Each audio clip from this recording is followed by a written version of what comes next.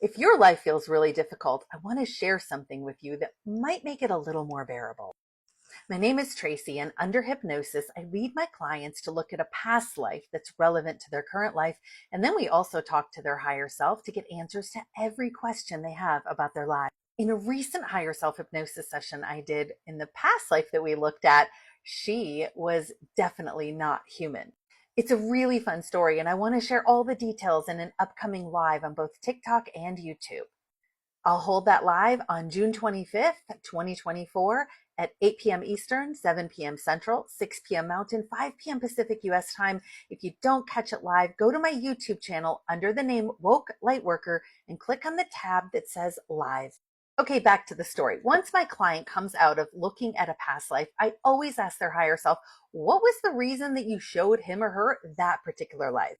And in this case, when she wasn't a human, her higher self said, and I'm going to read from my notes, said, we get bogged down with things that we think are of importance as a human, but they're not of universal importance. There are more important things in the whole universe. There's so much more, and it was an important lifetime because she needs to know this. So then I asked, you mean to keep her focus bigger and broader? And her higher self said, no, well, it's kind of like it's bigger than this. There's a lot more, and it helps to refocus her perspective. It's too easy to get bogged down with these fake things. There's much bigger things spiritually that we need to look at, but we can't if we're focused on the silly things. There's a lot more. It was a reminder that this knowledge sits inside, the awareness of this. I asked, so what are some of these bigger things spiritually that would be good for her to focus on or keep in mind in this lifetime? And her higher self said, she knows this. It's the intuitive stuff, the psychic stuff, but she doesn't want to do it.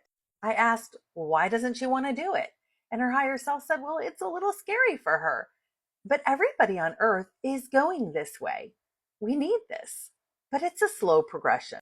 I said, tell me a little bit more about this intuitive stuff that the earth is heading toward. And her higher self said, it's about becoming in tune. Everything is always speaking to you. The universe is always speaking to everybody all the time.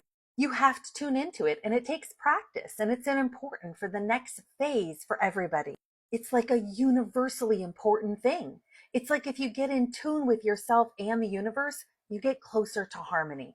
We need to work on it. Everybody does. But you have to be open to it, and you have to learn how to transmute energy. So be sure to join me for my live where we're going to talk about how do you transmute energy.